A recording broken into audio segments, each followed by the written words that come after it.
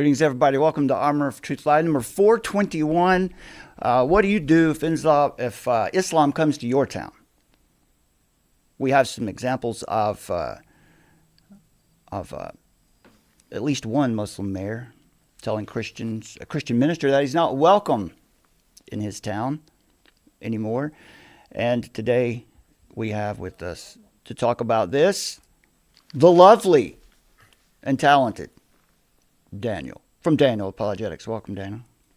Thank you for having me. It's good to be here again. All right, I'm excited to talk about this because this topic is catching steam now everywhere, and we thought you might be able to give us some insight in a couple different ways.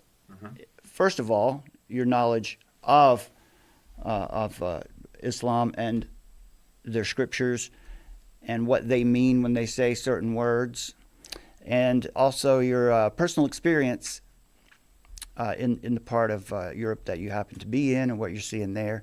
And we're going to be doing a follow-up show, not today after this one, but in the next day or two after this, to go into more detail on who might be behind it. Because there's a popular assumption that it's Islam leading the charge and duping the left or the powers that be, and that might not be exactly how it's working out. But nevertheless, they are doing it. They are here. They are in certain areas, and as Christians, we need to know how to think about it, how to respond with love or with other when it's needed somehow. But Daniel's going to help us out with this today, and we've got some clips to play. Daniel, would you like for me to play one of these clips to set us off? I can these TikTok clips that you've got. Yeah, you can.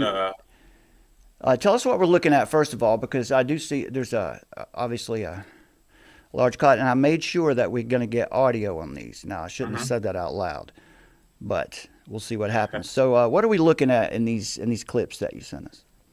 So there's just a good way to see how big population of Muslims that are starting to enter. For example, Dearborn in Michigan. This is one of the festivals in Islam where they are gathering each year, and you can see that there's quite a crowd. And noticing some of these flags that you can see in the background. The messaging and stuff on that, one can even argue that some of them might be some ISIS flag there. And this we have seen in other demonstrations in Europe also, that it's not unusual to see an ISIS flag popping up.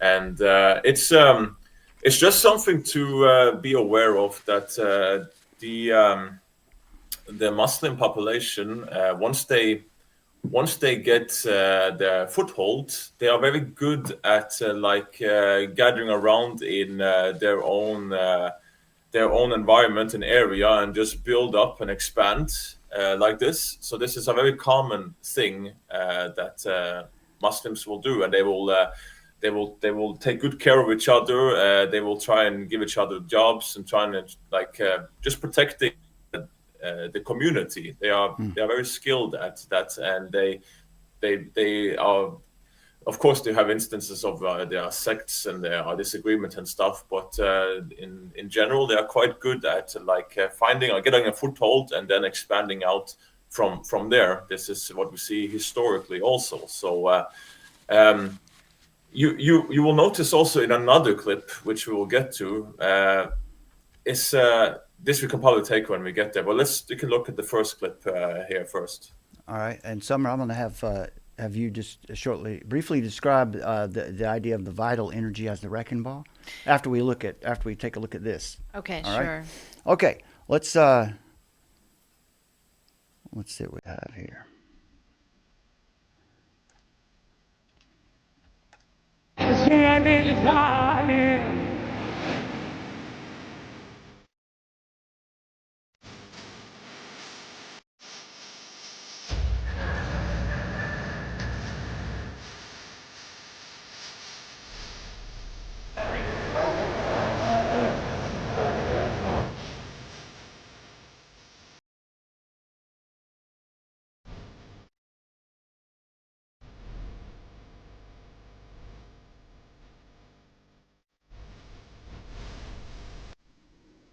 Okay. Yeah.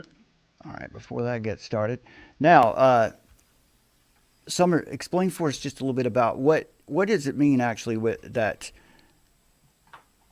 Because our argument really is that Islam is doing this, but it's being allowed.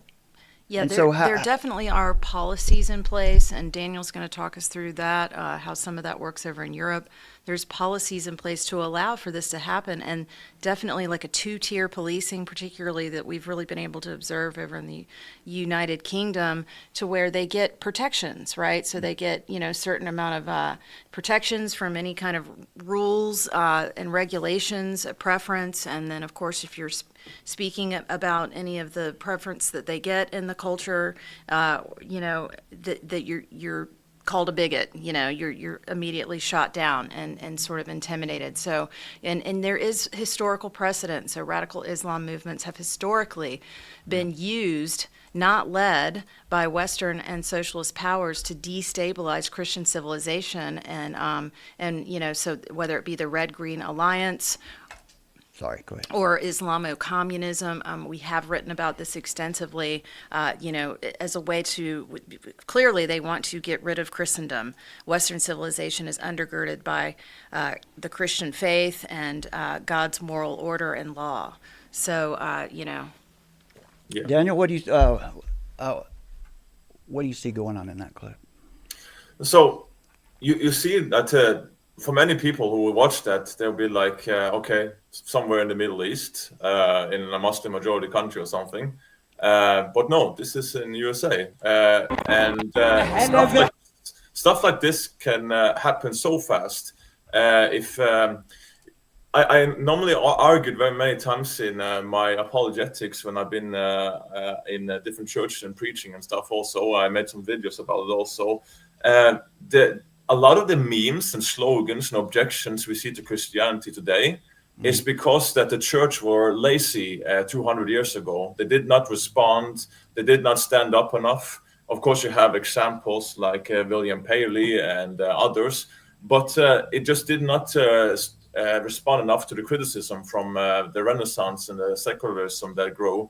And the result of that is that we are responding to the type of memes and slogans that are popular on social medias and stuff today. And the key here is also that this stuff can happen so fast. You have a very good example of that in the UK, in London. Like London is now pretty much 20% are Muslims now there. And in many other bigger cities like Birmingham and others, also, like in total, this of course is not many Muslims compared to British people, but they are really taking over many of the cities in population, and then it's just a matter of time before they get their ways. I mean, we already have some Sharia courts implemented in London. And the mayor has been there since 2015, 16, I think, and is getting reelected all the time. Why? Because he's a Muslim, and he can flirt with both the leftists and also with the Muslims. So he will, of course, just get. I think he's reelected for the fourth time in a row now. And this is the whole idea that's going on in the whole world, that where these things are taking place. It's letting in people that will vote for them and keep them in power, and it just builds upon that. Now, the problem is also, which we'll see in other clips here also, is that it's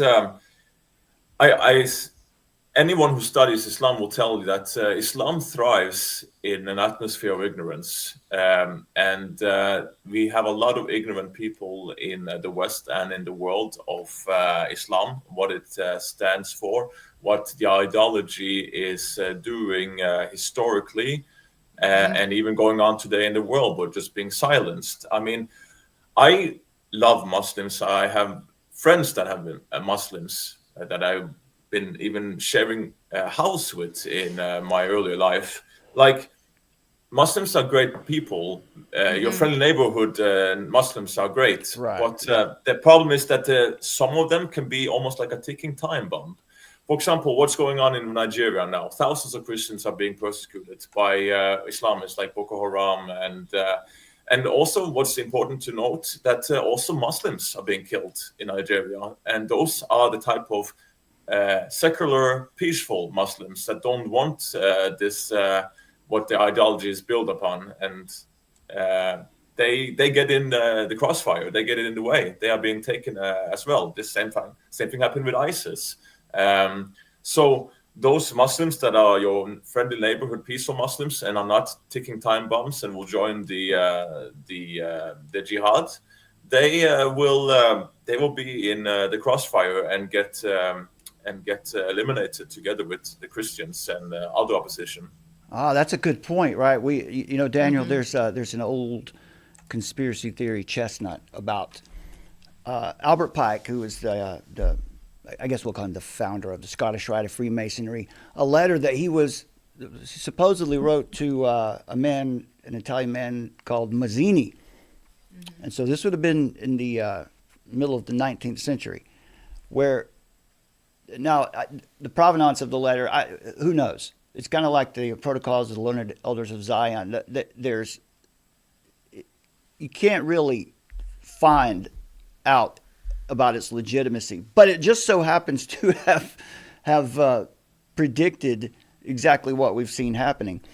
Mm-hmm. But in this letter from Albert Pike to Mazzini, help me if I get this right, basically they were saying that what we will do is use the vital energy of these two religions, Christianity and Islam.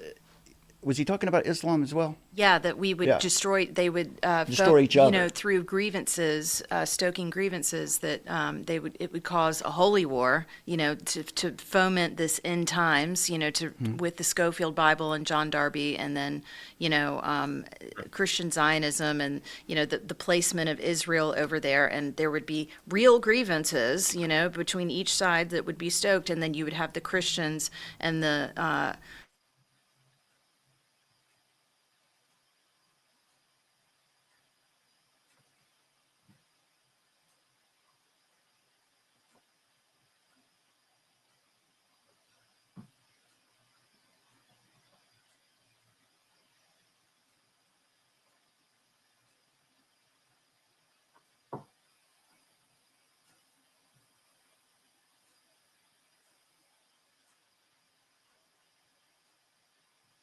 Daniel? There we go. There we go. It was a little bit lag. A little bit of a lag. All right, yeah. Yeah. So, all right. What were you guys saying the last 30 seconds? If you can repeat that, please. We just finished up talking about Pike's letter to Mazzini and about how that whoever he is and whatever he was meaning. Yeah. It is the case that those in a position to do so from a position of power have stated before, and now it seems to be playing out where they would use the energies of the religions against one another, to put them at odds against one another. This is dialectical materialism or dialectical dialectical view of history, especially if you want to foment these things. You can create a new synthesis by rubbing these two groups up against each other and causing them to eliminate one another. And that might very well be the case. The things that we see going on in Europe right now. I'll play a clip from Paris here in just a second, but let's go ahead and run this next clip that you have. Yeah. And take a look at that one. If this works. Okay, here we go. Not too bad. Let's make sure we get the audio.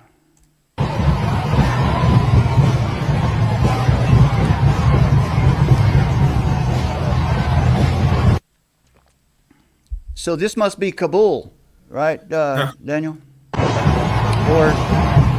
Or somewhere in the Middle East, right? Where are we looking at here? So this is so interesting that you'll say that this is in Kabul, because the thing is that the point I'm trying to make with this video clip, and you will see many, many examples of this from all over Western Europe and in the UK and more, you see Muslims gathering on the historical monuments Yes. in the middle of the street, you name it, in large groups and doing their prayer. This is in Europe. This is happening in the West. This is happening in Europe. But what I think was just so funny that you mentioned this is in Kabul and stuff, because what you see here would never ever happen in a Muslim majority country. Like if they try to do this in Arabia, or you will even see this in Afghanistan or in other Muslim majority country. They don't go out in the middle of the street, blocking traffic, going on the historical monuments or whatever to do their prayers. What they're doing here in Western Europe and in the West in general, this is marking their presence, sending a message that they are taking over. You will not find Muslims in Muslim majority countries trying to pray in the streets of Dubai or in Afghanistan, blocking traffic. They will get in troubles for that. But here in the West, they will do that in broad daylight, hindrance of traffic, blocking streets, and do this praying and making themselves visible, making themselves like they're sending a message here that this is how they take over. So I think that it's an interesting to contrast that this is what you see in the West. They will do in the streets, on the historical monuments, in the traffic. But if you go to a Muslim majority country, you will never see images like that. They will do this in the mosques. They will not do this in the streets, on the historical monuments and stuff. They stay in the mosque. Trying to do something else can put them in trouble. Right, and weren't you saying that there's a scheme that you're aware of in some parts of Europe where when they have, they're encouraged to have multiple children because they can claim, do you want to talk about that a little bit? Remind us about that part. Go ahead. Yeah. I mentioned this in our previous live stream, but there's an ongoing thing here that's happening in the West, and it's quite easy to prove also, and it's obvious. We have examples of that. Basically, what's going on is that you have many Muslims coming into Europe, to the West. Mostly there are young, healthy men in age of like 15, 16 years old to 30, 40 years old. And they come to the West. Interesting enough, they will not bring their wife and children, even if they are seeking asylum and there's war and horrible times going on there. I would never leave my wife and children if Slovakia got into trouble and just leave them there. But to be that as it may, that's what they are doing, and they're seeking asylum for it. And then when eventually they get it, and they will bring their wife and maybe 3-4 children to that European country. And what will happen then is that since Islam allows polygamy, what they will do in the mosques is that they will take up to 3-4 more wives secretly, privately in the mosque. And then with these women, they can be converts or they can be other Muslims. They will take 3-4 wives in the mosque privately, and then they will have another 3-4 children with each of these 4 women. So basically, you will end up having 15-20 children between these 3-4 wives. And as far as the state knows, those 3 women that this Muslim took as a private wife in the mosque, and they don't know anything about, it's just a single mother with children, and of course she should be supported. So basically it ends up that the taxpayer of that country is paying for Muslims to come to Europe and to do breeding and take over like that. And this is ingrained in Islam. One of my friends was recently in an African Muslim majority country, and he was, even there they are quite poor. But he had a good handful of wives, and he had with one wife he had as much as 11 children. So this you do either you are poor or rich, but if you can, many Muslim men will maybe not try to have so many children and wives because it costs money, it's expensive. But some others don't care; they still have it, even if it's a more poor country. But if they have and believe me, the Muslims, they know they can come to the West, they can eventually bring their family here, and they can take a couple more wives privately in the mosques and have children with them. And again, as far as the state knows, that are just single mothers. Then they need to have social care and be provided for. They don't know about that they are being married in the mosques, or they don't want to know it or pretend they don't. I don't know, but this is happening so much, and if nobody talks about it, like it's so strange. They are basically admitting this openly, especially in the networks and people I've spoken with in the UK. But it doesn't matter, does it?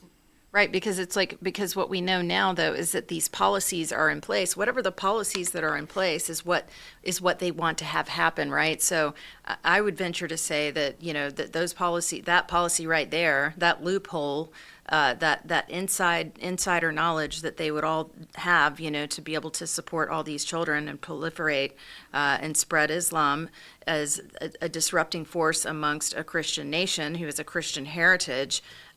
So again, how there's that alliance between Marxism and communism with Islam, the Red-Green Alliance. So they use the grievance energy and all of that to come and disrupt the culture. And so those policies, I mean, for sure, I would say that those are in place on purpose, so that they could come in and do such a thing. I got a clip for you guys. Here's we saw this earlier. Let's when I play this, confirm that you can get this audio, Daniel. I want to make sure. I'm just making sure. StreamYard gives me trouble sometimes, but this is interesting too. Pointing to calls that have been made by Muslims to take down America, saying their people are willing to fight and give their lives to bring America down. The event is being described as the largest Aberdeen procession in the United States. It's a Shia religious event observed primarily by Shia Muslims and celebrates the martyrdom of Imam Hussein, the grandson of their prophet Muhammad. This annual pilgrimage draws millions worldwide to Karbala in Iraq, but it's now starting to build on American soil. The event transformed a typical suburban roadway into a sea of black-clad marchers chanting religious slogans, waving flags, and carrying banners, a scene more reminiscent of the Middle East than the Midwest. The procession has sparked concerns about the preservation of the country's Judeo-Christian foundation, with concerns over Islamic takeovers in the U.S. The current Muslim population in Dearborn is about 60,000 people, representing about 55 to 60% of the total residents. In addition, the mayor of Dearborn, Abdullah Hammoud, is Muslim, as well as the city council president and 5 of the 7 city council members. Okay, so there's that. There's Dearborn. Now, let's let me play this clip from. So that's 60,000 people and 55% of the population of Dearborn. Yeah. Right. That's huge. That's quite a bit. Yeah. And it's not the only city like that in that particular area of the country. It's not uncommon. Keep in mind that's a Shia. I just want to say, keep in mind this is Shia Muslims. Explain the difference. This small group of us. Yeah. So basically, right after Muhammad died, it was a split decision of who will lead the caliphate and be his follower, basically. So we had Aisha, which represents the Sunni Muslims, and they are like the majority. I think I'm not sure. It's like 80%, 90% are Sunni Muslims. And then the other is Shia Muslims. Now they meant that Ali was the leader, and the Sunnis meant it was Aisha, and it broke out the whole apostate war. And right after Muhammad died, there was this war. So these are the two groups, and they were both called each other heretics sometimes. So sometimes they will try to unite, collaborate and whatever. But that is just interesting to point out that Shia is the minority group of Muslims, and yet they have these big numbers in Dearborn. So just imagine how it is with if we would add the Sunni Muslims that also are spread out around the world. And it's when you look at these footage and clips and all that stuff, it's the whole Islam. I mean, just look at the history. Like this is what I care about. I care about what does the sources, the scriptures, what does the Quran says, what does the earliest and most trusted Muslim sources say, and the history, because I think history is our greatest, one of our greatest teachers. Absolutely. And there's only one thing that I fear more than fake news, and that's fake history. Because you see that fake history can basically be all from 5 minutes ago, or it could be hundreds or thousands of years ago. But there's a whole thing of changing history going on, and it often puts Christianity in a bad light, despite that all the good fruits that we are enjoying in the West comes from Christianity, or from hospitals, foster care, schools, modern science, all these kind of things, and that we are like the Constitution in USA, like with that we are created equal liberty by of God. conscience. Yes, Liberty of exactly. conscience. Yeah. Yeah, all this is built on Christian ideas, Exactly. but now it's being flipped all over, and we can go into a whole rant of not only all from Christian history and Islam history just looked passed over, despite 1400 years of jihad, of trying to subject the world and take over violently. You also see this stuff is going on even like in Hollywood, misrepresenting history, and it's actually a slap in the face for example, our Black Americans and Africans siblings who are now being like the main role, the king, or being Vikings, or you name it. Like they are being put in these top roles. That's misrepresenting history, and that is like spitting in their face and their history. We should acknowledge and see how many bad things happen, and not try to repaint it. We should learn from it, and not try to rechange history. History has happened for a reason. We should learn from it, but it's just how things are going now, and it's really like someone is almost like writing the script of what is going to happen and what we are supposed to think, because of what you see in the news, what you see in Hollywood, of things being rewritten, how things is being brushed over, censored. It really makes you start asking questions. Oh, absolutely. I mean, the long march through the institutions, we've been talking about that quite a bit over the past year, how they stormed the institutions and they took the revolution out of the streets for quite some time, for decades now. And so we've literally got generations of Americans and people in the West that are working against their own interests, really, and how multicultural policy has actually been, something that has been weaponized, essentially, because what it does is it says everybody else has the right to exist and have their culture, but actually the Anglosphere. And just to make that simple point, what does it come down to? It comes down to, again, the Christian worldview. So it's really about eradicating the Christian worldview. That's where it all leads. And, at the end of the day, it's the Antichrist spirit that is alive and at work in the world right now. But we're not allowed to point out the obvious. And you're totally right. Like, I mean, I've talked about when I was in Europe, and I went and, the Lonely Planet travel guide and the different, you go to the UNESCO World Heritage sites, and they're all telling you this revisionist history where, in Cordoba, Spain, Christian, Muslim, and Jew all lived together. It was a total fiction. It was an absolute fiction. That wasn't the reality of what actually happened when those were, there together and they were living under attacks. And, you're absolutely right. Yeah. And it's been a long time coming, this indoctrination that people are suffering under right now.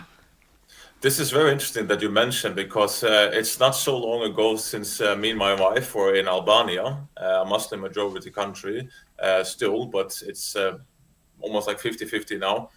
And basically, we were hiring a tour guide, and he was talking about Skanderbeg. He's a Christian warrior, a hero of the faith, but they did not mention anything about his Christian heritage and the real story. It painted him like a national hero, and of course he was.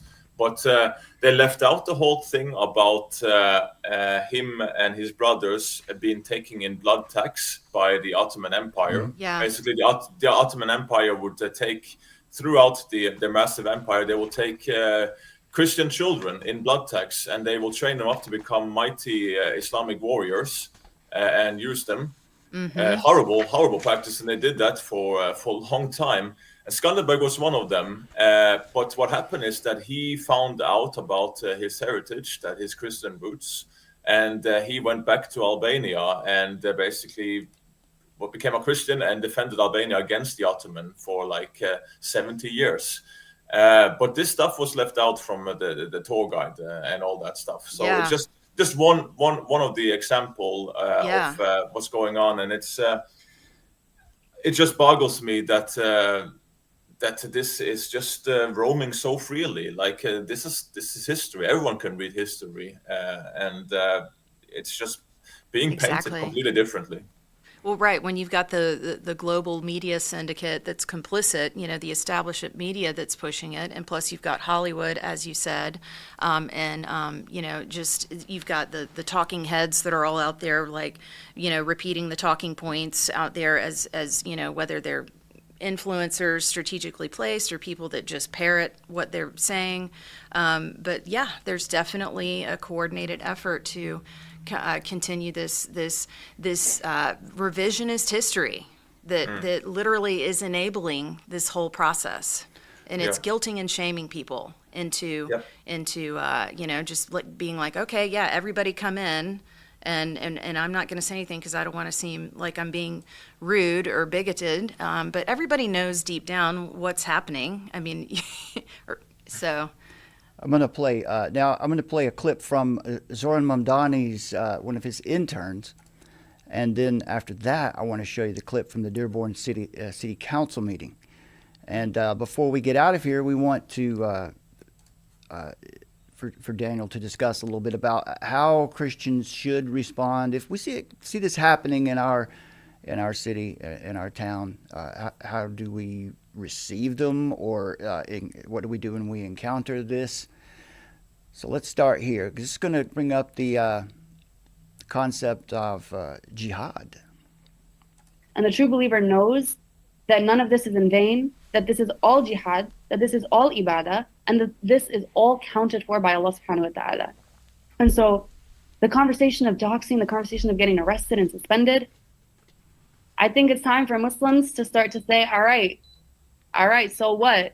Do what you want. I'm gonna do what I gotta do, because it's about time to do that. And I know everybody has their own families and has an education and everything. Just a question. We don't want to get doxxed, and we don't want to get suspended, and we don't want to get arrested. How gangsta are you? That's just my question. How much are you willing to do it? And I know everyone has their own risk levels, but at the end of the day, that's a question to ask ourselves. How committed am I to this? To what extent of my personal material gains am I willing to sacrifice for this bigger noble cause? And subhanAllah, I truly believe that when your heart is in the right place, if you get suspended, if you get doxxed, because it's bound to happen when you're doing a righteous cause and when you're doing something for the sake of Allah here in the West, it will never, ever be in vain. So a righteous cause. And this is a concept of jihad. And Daniel's going to explain this for us in a little bit more detail in just a moment. I want to show you just a little bit of this clip. This clip's about 8 minutes, but I'm not going to play it all. I'm just going to play the important parts. This happened on September 9th, as you can see there, at the Dearborn City Council meeting. I can't remember the mayor's name now. Last name is Hammoud. Yeah. But we'll hear it here. So what you're going to see is they're going to announce to come to the podium in the Delphi technique, of course, but Ed Barham, who is a Middle Eastern Christian living in Dearborn. He's a resident there, has been for many years, and he is again a Christian minister and happens to be Middle Eastern, and he's lived. Well, he'll say he's lived in at least 3 different, probably Arab majority nations or areas, and he's taken offense to the proposal of putting up a statue or a monument or some kind of honorary to. Well, it is there, the street sign. Yeah. Yeah. So, and he's lodging his discontent, his complaint about that, and he's very calm, very measured about it. But check out the response he gets. Mr. Ted Barham.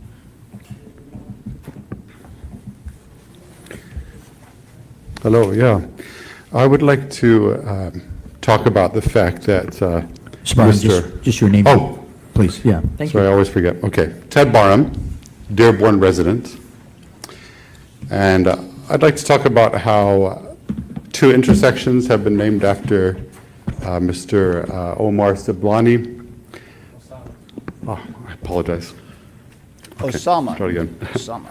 I want to talk about how 2 intersections have been named after Mr. Osama Siblani. I just know him by his last name. Sorry about that. Okay, and so I'm sure he's done a lot of good things for the community, starting the Arab American News. But one thing I'm very concerned about, which I think a lot of people in Dearborn would be concerned about, I mean, I could just read his direct quotations. I'll read a couple of them. These are from 2022. So, yeah, he talks about how Can you tell The us what blood- the issue is? Yeah, Ms. Before you Councilman start Abraham. reading things, can you just tell us? So they're already getting nervous. yeah, Councilman my concern is he's a promoter of Hezbollah and Hamas. Okay, And then, Mr. Barham? Yeah. And Mayor, correct me if I'm wrong. Thank you, Councilman Abraham, but your point, you're free to address your point, which I just wanted to make sure you're aware. The sign that was placed in that area is a county He hasn't said anything yet, and they're already anticipating, a problem. road and was done by the Wayne County Executive. It's not under control of the city, Dearborn, or City Council. Mayor, is that correct? Repeat that, I'm so sorry. The sign that was placed is placed on Warren Avenue, which is a county road, and that was done by the county. Wayne County did it, it's a symbolic placement. Yeah. It's not a- The county did it, so they do have, we can get you the list of their meeting, and you could go there and speak to the county. Or Shin is the one that approved that. understand that. But I know that there were people in this room who were there at the ceremony for putting those signs up. And also, it's in Dearborn, so I'm just speaking as a Dearbornite. There's lots of quotes, but just a couple of quotes here. He talks about how the blood of the martyrs, I'm quoting, irrigates the land of Palestine. And then further quotes, he talks about how the terrorists should strike them with knives and with their bare hands, and they're victorious. And he also encourages the use of rockets over there. I want to jump in with Daniel here right quick, just quickly, because I want to make the point here that the quotes he's given here, these are not. This is not radical. Isn't this just pretty much in line with he's being a consistent Muslim, is he not? With these kinds of quotes.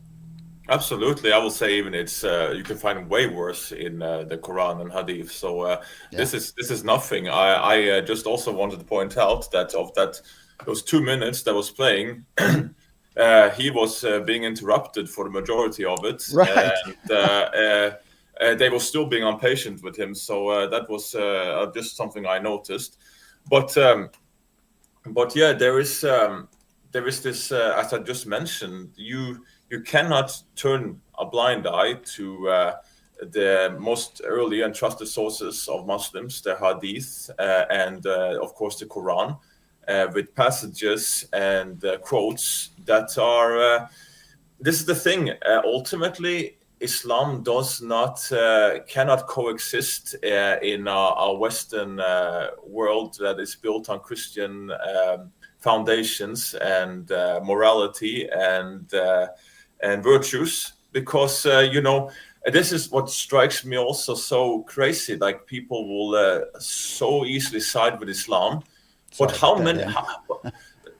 But how this is what strikes me so bizarre looking at the world today. How many people will side with Islamists in whatever? Yeah, yeah. And are they not aware of how many millions and millions and millions of Muslims, ex-Muslims today, that have a death sentence on their head because they left Islam and became Christians or atheists? By supporting and want to implement Sharia and Islam, these people should be executed under an Amir and under a caliphate, just because they don't want to no longer believe in Islam. They want to be Christians or atheists or another religion. So that is not something that can coexist in what the West is built on, Christian values. We are like in Luke 10:10. If someone will not receive the gospel, shake off the dust from your feet and as a warning and leave. Like this convert or die or pay the jizya tax or this whole thing that is ingrained in Islam, what we've seen for 1400 years of history since Muhammad expanded out of the Arabia with the Muslims. History speaks for itself. I mean, brings us up even to the Crusades. They were not they were a response to Islamist aggression for hundreds of years. Muslims invaded and took over Christian Armenia, Christian Syria, Christian Palestine, Christian Egypt, Christian Tunisia, Christian Ethiopia, and so on. And basically, it started to get so bad that it provoked the Crusades as a response to it. But this is not what we are being painted. This is not the history we get from the mainstream media today, because then it's completely reversed. So, what to say to all this? Like, it's right there. Everyone can look it up. Just go through history. Don't go through mainstream media. Go to the direct books, to the direct sources. Look up this objectively instead of through your favorite influencer or TV channel or whatever, because you are not getting the full history picture. there. No, absolutely not.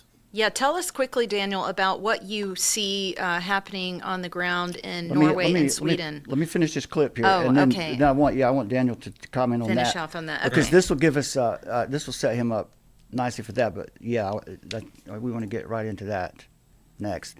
So yeah, Daniel, check out this this response. Yeah. This is really well, it's interesting. And then another quote from 2022. We are the Arabs who are going to lift Palestinians all the way to victory, whether we are in Michigan and whether we are in Jenin. So All right, so I'm going to skip ahead to where they start interrupting him, and Yeah. the mayor gets pretty angry right here. And he's really just giving quotes here. He hasn't said anything Yeah, all he does unkind. is read quotes of what was stated, which, you know. well, this is I'm speaking just for gonna, himself. I'm gonna stop you because he's not a violent person. And you can interpret his words any way you want, but I will guarantee you he is not intending to incite violence. Anywhere. Again, no, I just want to or basically, trust me, bro. trust Right. me. Yeah, trust me, bro. So this again is the idea. That's bullying. Why are Americans accepting?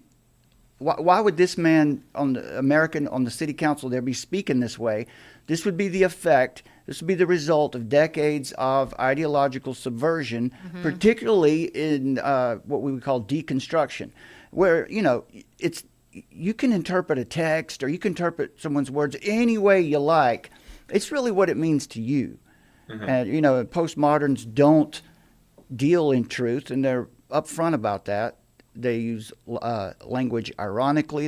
In fact, language is meant to be used for activism and for power. To be disruptors. Yeah, so you appropriate it. Now here comes the mayor's response. Where in the world? Thank you, Councilman He could Abraham. defend himself if he were here, but Sure. we're not going to allow personal attacks in our community. Okay, well, I mean, I'm just reading his words here. That's fine, but They you're seem interpreting very, his words after you read them. He did not use the word violence, did he? This is so well, may I ridiculous. continue the rest of the quote? Well, if you say you want to read them, you can read them. If you want to interpret and give your own opinion of what he's thinking, that's a different story. Okay. Sure, I mean, I'd love to discuss this. I just want to finish the quote because there's more. Okay, I'll continue. Whether we are in Michigan and whether we are in Jenin, believe me, everyone should fight within his means. They will fight with stones, others will fight with guns, others will fight with planes, drones, and rockets. Others will fight with their voices, and others will fight with their hands and say, free, free Palestine. So I just find it very concerning. Did my 3 minutes include Yeah, other no, people's no, words that's as well? okay. There was some dialogue, but Yeah. as the councilman skip ahead. indicated, has indicated that you're drawing a conclusion that you have the right to draw, but as I indicated, the sign was placed from Skip ahead. I also appreciate how he has helped to people to sympathize with, the people of Palestine, people of Lebanon. As you know, I've lived in Lebanon. I also lived in Israel. I've stayed for several weeks in Palestine, and I feel like, but despite that, I feel like having that sign up there, it's almost like having, naming a street Hezbollah Street or Hamas Street. I mean, Hezbollah, bombed the embassy in Beirut, and including many Americans. So I just feel that's quite inappropriate. And as a Christian, I would like to encourage peace. I'm not just being like, pro-Israel in this and, fight back and that sort of thing, but I would like to encourage peace and not violence. Actually, I'd like to quote from the words of someone who had the same enemy. It was Jewish people who killed Jesus. He was Jewish, but his fellow Jewish people killed him. And he said, the one who lives by the sword will die by the sword. And what I would like to encourage on the other side is peace. He is called the Prince of Peace, and he said, blessed are the peacemakers. And his death at the hands of Jewish people opens the door to peace between Jewish and non-Jewish people. So that's what I would like to actively try to encourage to you, and thank you very much. Thank you, Mr. Barham. Sir, if you'd like to step forward. I think the only comment I'm going to make, 'cause I'm not Mayor? looking for a rebuttal, is I can't help but to comment on this, on the, I guess he would be called the parliamentarian or the speaker here. When the mayor starts to speak, he knows. Look at his face. He knows it's about to get messy. the best suggestion I have for you is to not drive on Warren Avenue, or to close your eyes while you're doing it. So there's a threat. His name is up there, and I spoke at a ceremony celebrating it because he's done a lot for this community. And I think it's quite hypocritical to know that you're approaching this podium when you yourself have videos on YouTube standing in front of my mosque saying the cruelest of things about Muslims, about the religion of Islam, because you are a bigot and you are a racist and you are an Islamophobe. And although you live here, I want you to know as mayor, you are not welcome here. And the day you move out of the city will be the day that I launch a parade celebrating the fact that you moved out of the city. Because you are not somebody who believes in coexistence. You're somebody who tries to preach it, but in fact you do everything but that. So I just want to put that on the record. All right, Daniel. Oh my goodness. I'm real interested to hear what your response to this might be. I mean, we saw this is Ed Barham, a Middle Eastern Christian minister, resident of Dearborn, Michigan, who was very kind, measured, calling for peace, quoting Christ. So we're thinking a little bit here about jihad. So comment on this, and then move into the point that Summer had, like some of the things that you might see going on where you are, and that maybe like this or maybe a little different. What do you think about this, Yeah. first of all? Well, I almost don't know where to start. I mean, that is Islam coexists. Yeah. Like No, it's absolutely not. It never historically have that happen. Like you have some certain more tolerance of other religions or Christianity and Judaism in particular, but other no. And on top of that, if you are going to stay a Christian in a Muslim majority country, you are being a dhimmi. Basically, that means that you are a second-class citizen. So that entails so many things. And by the way, polytheists and atheists, they don't have the privilege of paying second-class citizen tax, protection money. They don't have that privilege. They are being eliminated historically. So. And that has happened to Christians and Jews also, but sometimes they're being kept around for jizya, for second-class citizen tax. So I just want to ask you, Brad and Summer, first, like, what do you think of the idea that if someone leaves their religion, let's say, what do you think? What if? Let's turn it around. What if Christianity was like, hey, if you leave the Christian faith, you will be executed? Because that's how it is. Not only that, but any other religions cannot build a building taller than the church because that's not allowed. If you all others than Christian, they have to walk in the sewer and on the roads. They have to give room for you. They have. I mean, the list goes on. And basically, what if? This has also happened historically.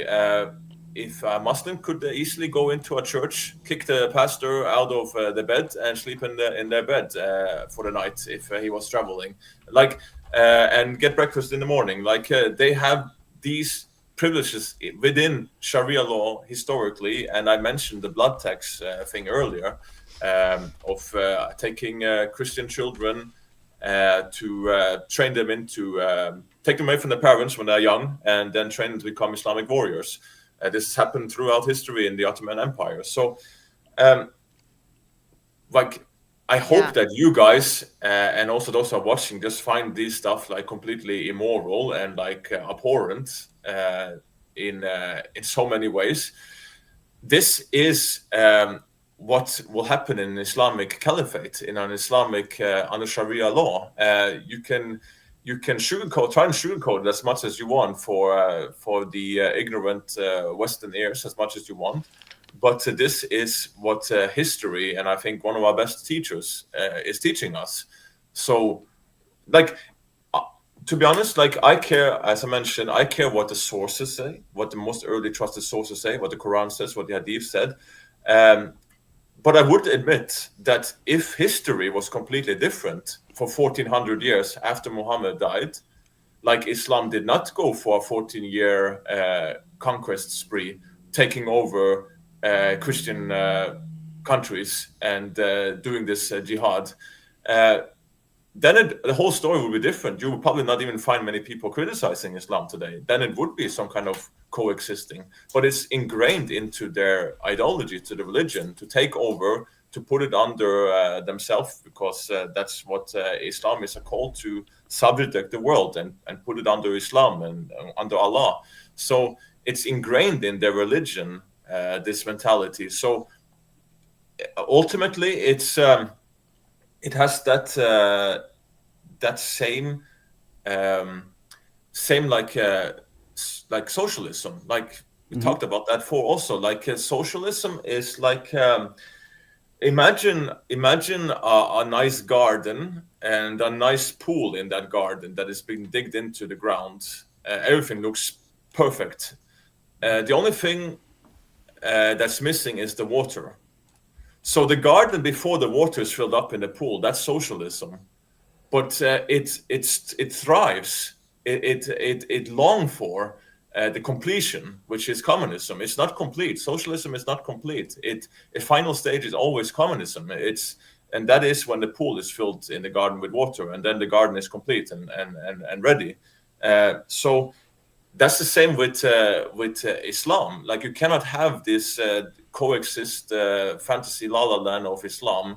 It needs so powerful reforming that it's no longer Islam. It's too much vanilla out, and that is what is the scary part about it, is that you will have, as mentioned earlier, you will have Muslims that are your friendly neighborhood Muslims, and they will not. They just want to live in peace, provide for the family, have a good life. They don't want to see this stuff going on, and they're not maybe unfamiliar about their sources, because it's most of it is just going on in their mosque. Also, their prayers and all is in Arabic, and over 80% of the world does not speak Arabic. So they can just recite it and quote it, but they don't know what it means. So you will have Muslims that they are being put in the crossfire. They are being eliminated by the radicals together with Christians and Jews and other opposition. So it just, you have two incomplete ideologies that just long for the final steps, and then the question is, who is the sleepers in this? Who is willing to go all the way or not? Daniel, I've got a verse here. I've got a little juxtaposition, because you asked what do you think about that? When someone is what's the difference? In Christianity. Here's a verse from chapter 2, Al-Baqarah. Let's see. It says, kill them wherever you find them and drive them out from where they drove you out. Persecution is worse than slaughter. Now, here's the word of God that says, but I say to you who hear, love your enemies. Do good to those who hate you. Bless those who curse you. Pray for those who abuse you.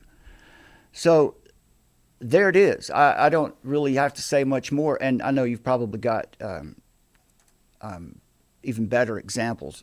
Yeah, I mean, you can go to Surah 9:29 and 30, which basically says, "Oh, you believe, fight those who do not believe in Allah or the last day." The Jews say that Ezra is the son of Allah, and Christians say Jesus is the son of Allah. So basically, it's not written "fight them in self-defense." It's "fight those who believe" until they pay the jizya tax and feel self-subdued, humbled. You have this was one of the last surah that was revealed to Muhammad and has been used to justify these Muslim conquests and wars. So there are many examples, and it doesn't.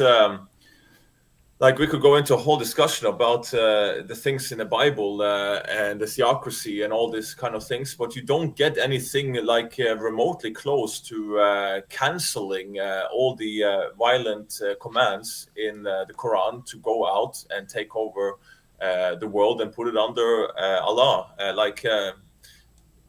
There you have the words. So I can just read it. Fight those who do not believe in Allah or in the last day, and who do not consider unlawful what Allah and His Messenger have made unlawful, and who do not adopt the religion of truth from those who were given the scripture, that's Jews and Christians.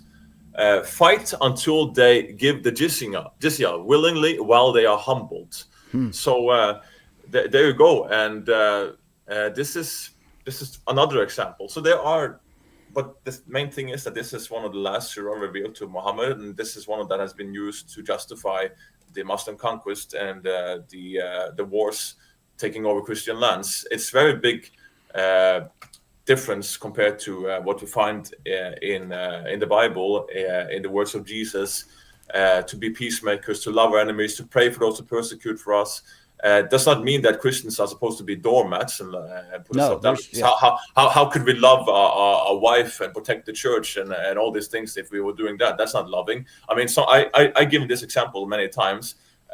If a thief breaks into my house and threatening to rape my wife or to take my children or to do harmful things, the most Christian thing I can do is not go down to my knees and say, I love you, I pray for you, here I am, do what you want or whatever.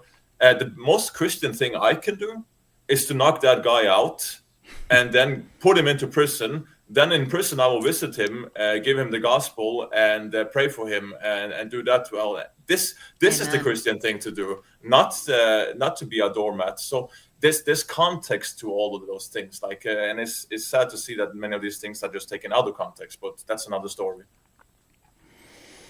Okay, Daniel, we're right about at that time. And so with what we've seen so far, it's not unreasonable to say that this is people watching this video.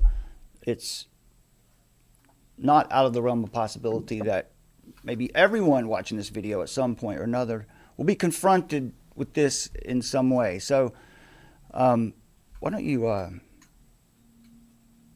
do some apologetics, some evangelism, or just some edifying. Let's build up the church here to help Christians understand, because you're quite experienced at this, how to interact with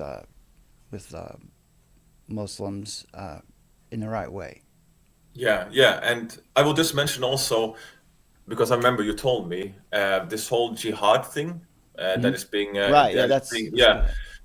Because you see, after the 9/11 attack in New York, there was this whole campaign launched about the My Jihad kind of thing. It was put on buses, on posters, on billboards, and there was a lot of sympathy for Muslims. Many became Muslim, many converts, but according to the rate, of course, many of them apostatized within 5 years, according to statistics. But be that as it may, there was a lot of sympathy with Islam, because they were very quick to like, this is not Islam, this is not what Islam is all about.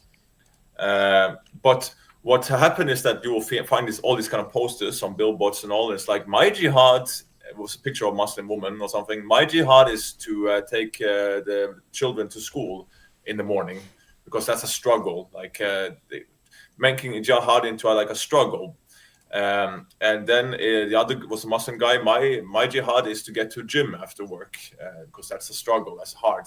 But contextually, I mean, I know we live in a day where it's all about redefining and conflating all kinds of words, and doesn't really matter anymore. But historically, jihad is holy war, and there's implications of that by all means of how to do that.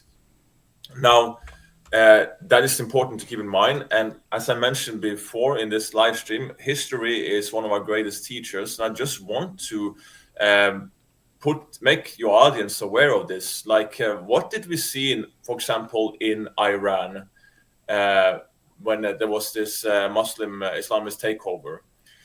Iran was a very much Western world. It was women were walking around in dresses with long hair out. There were Christians, there were atheists, there were other Zoroastrians. There were.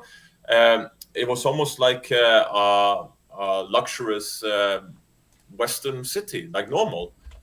And it was 1,400 years of monarchy there in Iran. And then this revolt and revolution happened.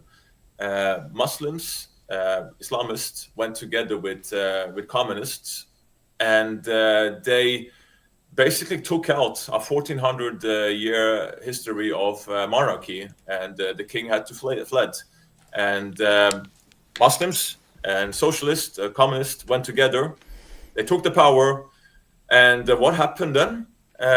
The Muslims got rid of the socialists and communists, executed, put away, and for 70 years we have had Islam, Sharia in Iran. And now it's starting to crumble because people are waking up and they can't take it anymore, but still a lot of work to do there. But that's history always keeps repeating itself. It always keeps repeating itself. And it's a bit scary to see what's going on in the West and Europe, of how all these communist, socialist, and Islam is just flirting with each other and giving each other all these kind of, hey, we just ignore that part, turn our eyes to that, and let's just collaborate and replace what's already there, like Christianity. Even the famous atheist Richard Dawkins have said on a number of occasions recently and over the past couple of years that he's fearing to see what's going on, and he feel that Christianity was kind of like a bulwark against something worse. So attacking Christianity might have been a mistake in some sense, because Christianity was a wall towards something that was even worse. And I think that is exactly what we see. Yeah. Yeah. Well, and also you said in Malmo in Sweden. Tell us a little bit about what's happening in Sweden and Norway. Yeah. So in Sweden, there are basically areas in some of the bigger cities that are just completely now abandoned, left over to themselves, and the violence of the gangs. A lot of it's Islamist. And even not the army will not even go into these ghettos and to these parts of cities. They just left it. Now it's just like a warning sign: it's dangerous. Do not go in there. And they're just giving up on these parts of the city. That's how bad it has become in Sweden, which was one of the most wealthy and happiest countries in the world.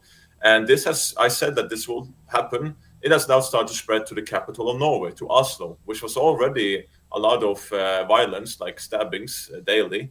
But now it has come to the point of so many gangs and so much things going on there that even like just this year alone, I think it's been like 2 or 3 cases where we have 13-year-olds throwing grenades in the center of the capital. And so, even in Austria too, right? I mean, yeah. yeah. You can see footage from Austria also of it was a couple of years ago. There was a terror attack there. This is just like a half hour from the capital or 1 hour from the capital of Slovakia, Austria. There you had a guy walking around and executing around 10 people, jihadists, in the street in the evening. This happens all the time, and it's being hushed down a lot. So it's just what Christians can do, bring a little bit back to a word of encouragement, and as we finish with that, but Christians will do themselves and the world a big favor to start to learn a bit about Islam, to learn their beliefs, because that's the only way you can interact with them, because their whole life they are being told Islam is the greatest, Muhammad is the greatest. They've already been so much like prompted up Islam that it's almost like why would you settle for why would I settle for a half full glass when I have a full glass? So you have to empty the glass of Islam for them first before you can give them the gospel. That's just the case in many times, because they already have, they think, it all. So why would they settle or look for something smaller? So get studied, pick up some books, start to learn some of Islam, some objections to it, what they learn, what they are attacking Christianity with, and learn to defend it. And know also that there are still a lot of Muslims out there that are open to this stuff, that are not like, if they will be given the right evangelism and apologetics and polemics, they will be open to become Christians, because this is happening to this day. There's a lot of good things happening also, but what is just important to keep in mind is, just as a warning also for another warning for the USA, on top of this Iran example I gave. Also, the thing here in Slovakia, in Poland and Hungary, see, we still remember here. The people still remember what it means to be under Islam empire and caliphate, under conquest, because back in the time of the Ottomans, they were about to breach the last gate of getting into Western Europe. It was basically at point, just like 5,000 Austrian-Hungarians left holding the forts in Vienna to stop Islam from just taking full control and jumping into Europe. 5,000 was left against 105,000 Ottomans. They were outnumbered 15-1. And then Jan III from Poland, with his winged hussars, they launched the biggest cavalry attack ever seen, when it looked like no help will come or nothing will happen. And 20,000 soldiers, they drove away in the biggest cavalry attack that surprised the Ottomans. They drew away the Ottomans and the Islamist conquest from Europe. And they sent them back to where they came from. That was so close. It was to that all Europe would become Islamicized. But the thing is that Hungary, Slovakia, and Poland, they still remember this. Now, Norway, Sweden, UK, USA, you don't have that memory. You don't know how it is to be under Islamic Sharia, under Islam. You don't know that. And you don't know how it is to be under communism. That is also something these countries down here remembers how to be. How to be that it doesn't matter what you want to study or do. The government decide what you will study and work with. They decide when the lights turn off what you will eat. That you have to go to the cemetery to try to have private conversations, because that's the only place that you will maybe not be in risk of being spied on and being put into prison for saying something against the regime. You see, communism and Islam has a lot of things in common. That's why they collaborate quite well in order to try and take the power. But point being, Sweden doesn't know how it is to be under something like this. Norway doesn't know. UK doesn't know. Germany, like many of these countries, maybe not Germany compared to like what's going on in World War II and all, but you get my point. The Western European countries and USA, you don't know how it is to be under something like communism or Islamic caliphate yet, and that is what you should use. You don't have that advantage, if you understand what I mean. Are there books that you recommend that people would read to learn about Islam and about this stuff? Yes. Are there any books in particular? Yeah, there are quite a few. There are also a lot of depends of like what approach you want to take. Like it's very different how you would interact with a Muslim online than your friendly neighborhood Muslim. One book that I can recommend is Nabil Qureshi's book, Seeking Allah, Finding Jesus, because there you find a lot of ways to go about with his testimony about evangelism to Muslims and polemics and all that kind of thing. So that and might be like about the. Sorry. Yeah. Go ahead. No, you first. Oh, I was also just referring to so that people could what is a good historical book to understand the dangers. Yeah, so Robert Spencer has written a lot of this books. He has written multiple books about the Islamic history and stuff. So check out some of his books.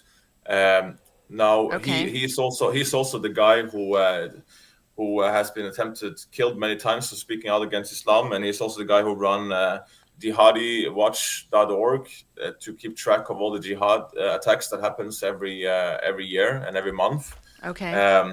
So his work has a lot of stuff on that, but many of these things are also just like as much simple as it sounds, but much of this is just like history books, like not tempered with history books that you find in through mainstream influencers and artists. Like much of this is just pure good old history. Like, so I just get a good grip of your history can really help you also in this evangelism and conversation with Muslims. Absolutely. Robert Spencer. Also, Nabil Qureshi. That's what I have on the screen right now. Also, I'll share this one. This is one that I've. Where am I? This is one that I've read. It's been helpful. This is from James White, and I don't know if you've read this one, Daniel, or if you have an opinion about it. But it's specifically about the Quran and what you need to know about it as a Christian in order to respond. James White. I must also suggest that if you're going to watch videos, Dr. David Wood, probably one of the best. And watch Daniel. Maybe second only to Daniel Apologetics. That's right. And I would say this too, that if you want to check out, definitely go to Daniel Apologetics on YouTube. His videos are far more accessible than ours. In other words, I mean that they're a few minutes in length, and you can digest them quite easily. And also this, we have done, Daniel, and let's see, I have to do this. There we go. We've done this video on the Armor of Truth. I've just put the link in the description to this video where we were talking about the Mahdi, the Islamic Antichrist in this particular video. And the version that I shared is the edited version where we take out all the pauses and just get right to the meat. And this was a fun video to do because it's eschatology and understanding these particular points about what Muslims believe about the end days or, eschatology. And let me also make sure that we don't forget to promote this. Yes. Right there.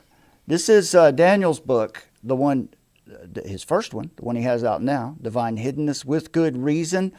Explain briefly how this book is going to help our Christian friends. Oh, not only our Christian friends. Daniel. Yeah, sorry, can you repeat that leg a little bit? No, I'm sorry, yeah. No, I just wanted to give the people a brief introduction, understanding of why this book is helpful for Christians and for those who are skeptics. Yes. Sorry, it was a little lag there. Yeah, that book I've written for 3 years. It was a lot of work, but it's basically responding to the strongest academic version of divine hiddenness, which is considered one of the top objections to Christianity.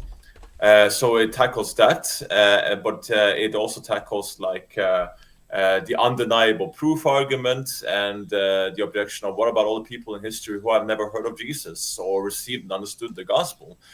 So this book answers all this from a way of theologically, biblically, scientific, like using cognitive science and philosophy and logic. There's many ways to, and you can just basically choose your favorite way of tackling this objection. And now it's also available. I should greet from Rob, our webmaster, by the way.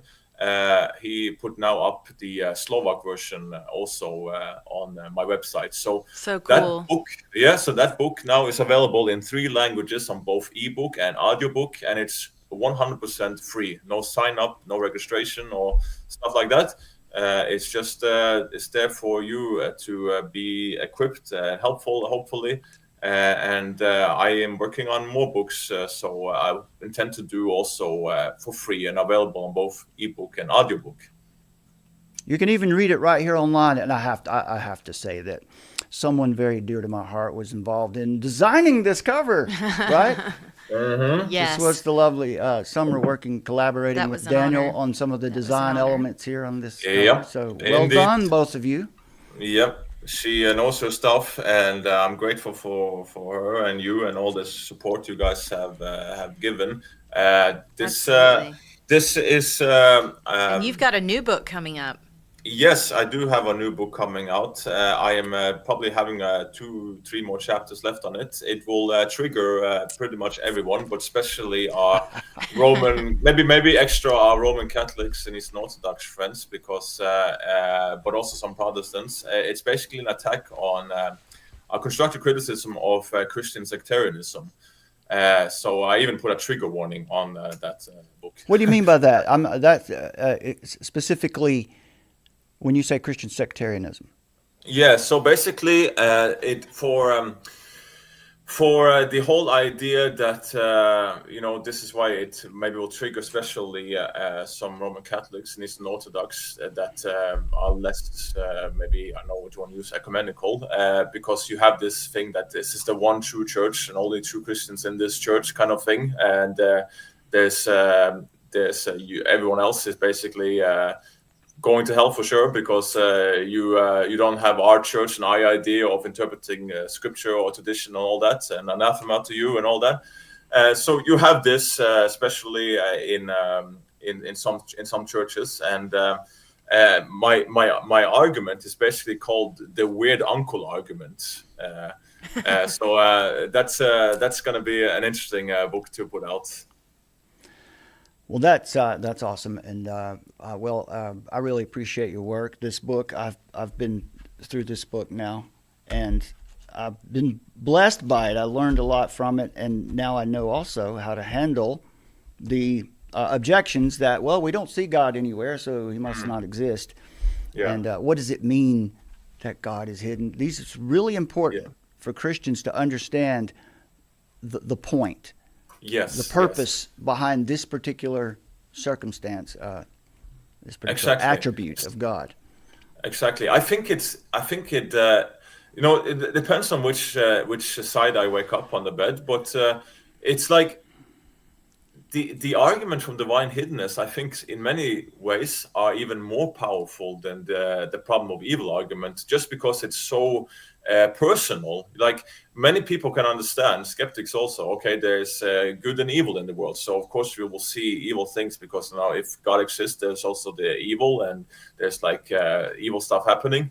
But divine hiddenness is like, it can be very emotional, very personal, like, but God, just please, like, but there's many ways to respond, and many reasons why God acts, why he acts. At least we can give many good reasons for why the world is as it is.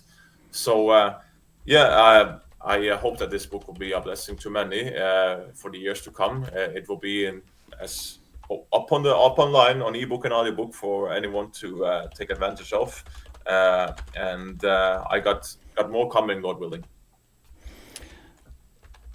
Okay, I've got your book linked here.